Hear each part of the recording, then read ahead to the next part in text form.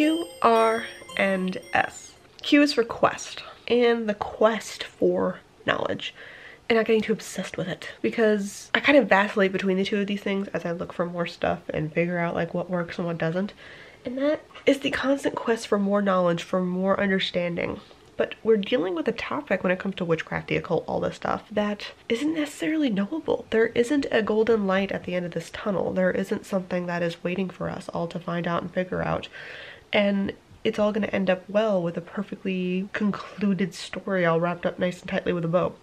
A lot of this stuff gets convoluted, and it's all based on opinion or personal experience, or there's not so much of solid data and fact that we can all rely on, or that is universally held as true, like how we approach scientific findings and things. And even more so, we're finding out that there are a lot of things that used to be known for sure as fact that are now aren't as fact anymore. I'm looking at more and more and more into different scientific studies about alternate realities, and my mother was telling me about this one study that's found out that an atom can actually be in multiple places at 2 times. Like there was a thing that done, I'm not sure if that experiment was ever recreated, but these types of things where I'm like, oh my god, there's so much uncertainty even within things like science, where we have structures and the scientific method to figure things out. Then when you're dealing with spirituality and constantly on this quest for this information, more understanding, whether it's about ourselves, the universe, the stars, just the elements and how we use them, how energies move around us. Sometimes the quest is just for the quest's sake, and that's okay. It's not necessarily knowing that we're going to find the answers or that we will be the ones to have the answers. And it's being okay with the fact that maybe we were not going to find an answer. Maybe it's not going to be that simple, and that's fine. Just because you're not going to have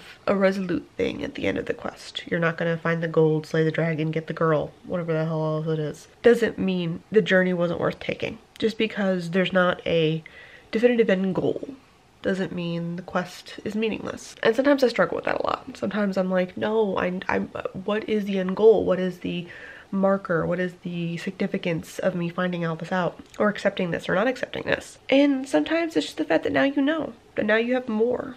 Now you get to take the next step and the next step and the next step. R is for rest. Rest in the Sabbats, rest in magic, taking a vacay, chilling, not having to worry too much about stuff. Rest is important. And it's funny how I was so into doing all of the spells in October. October was my month of spells, doing all the spells, because I was trying to use up more materials that I had acquired. And I was like, if you're not going to use them, then what's the point in having them? So I was like challenging myself to use them more. And it actually made me a lot less nervous in doing spells and finding that, oh, it doesn't have to be this big grandiose affair. Even if I do push myself on the regular, that it's okay, it can just be casual, whatever. I still would get a little bit like, is this too shallow? Is this too not enough of my intent to put into the thing because I haven't thought this through all that well? And I realized that at the end of that I was tired. I was sleepy. I was, a little magically drained. I wasn't focusing so much on some of the balance stuff that I was doing. I was better, but I still wasn't great at it. And so I took a bit of a rest. And in fact, I actually pushed myself to do a different challenge entirely, which is pushing me to really think about the magical tools I'm using. Why am I using them? What ones am I craving and why? I'll do another video about that one a little bit later on. Resting is fine. Just drawing in energy, feeling the energy, feeling that connection between yourself and the environment around you, around clouds or trees or whatever else you find. Resting and recuperating, even magically, it's okay. I sometimes always get this guilt sometimes that if I'm not constantly doing something witchy, then I'm not a witch. Then I'm faking it. The imposter syndrome rears its ugly head. And that's not true. Actually, I can just be. I can rest. It's fine. I can rest magically. I don't have to worry about constantly doing a thing. Always being in tune with my guides or always being in tune with everything. Sometimes, even spiritually, I get to take a break. Make sure you're taking a break too. Rest. If you need it, magically rest. It's good. And finally, S is for self. And specifically, looking at ourselves, questioning ourselves, and still knowing that there is a self to find at the end of it. I have really embraced being critical in critical thinking when it comes to everything in life recently. Politics especially, but then science, spirituality, the occult. What is this? Whose who is saying this, what source did they get this from, what was their backing financially, or no, if they had no backing, like what was their motivations for doing the thing, could they have alternative motivations other than just seeking information, and everyone always does to some point, so what degree does that, and then taking all that information I take in and looking at myself in the same lens. Why am I doing a thing? Is it because it's productive, or am I escaping something? Am I looking for something else? All of these things, a constant question of myself, and that can get taxing. Especially when you're questioning yourself magically. Can I do this spell? Is this actually the thing I want to do? Does this magically resonate with me? Or is it just something I read in a book, on a blog post, saw on Instagram and thought that'd be cool to try? And does the constant changing and critical look at myself make me less of myself? Or just the fact that myself is constantly in flux? And if anything, that's actually the closest part to reality as it is. For the longest time, I was striving so hard in my head. I always had this picture of myself of who I was supposed to be.